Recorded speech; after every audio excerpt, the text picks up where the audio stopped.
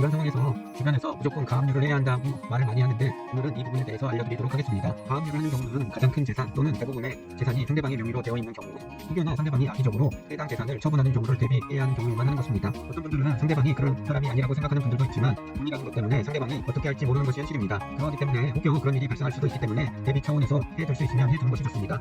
그리고 어차피 이혼 소송을 할 것이라고 하면 이혼 소장을 작성하면서 가압류 신청서를 작성하는 것은 어렵지 않기 때문에 대비 차원상 해두는 것을 권합니다.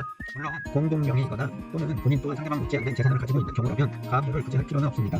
예를 들어서 남편 명의로 7억의 부동산이 있고 아내의 명의로 3억 원의 부동산을 가지고 있는데 아내의 기여도가 혼인기간 때문에 대략 30% 정도 된다고 하면 아내가 재산분할로 받을 수 있는 금액은 3억입니다. 이런 경우에는 아내 명의로 3억이 되어 있기 때문에 굳이 가압류를 할 필요가 없습니다.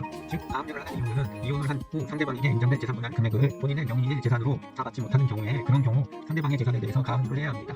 어떤 분들은 본인 명의의 재산이 충분하게 있는데도 불구하고 상대방 명의의 재산을 가압류를 하려고 하는 분들이 있는데 그렇게 할 수는 없습니다. 그리고 어떤 분들은 부동산 가압류를 하고 싶고 통장 가압류도 하고 싶다고 하는 분들이 있는데 이 또한 안 되는 경우가 많습니다.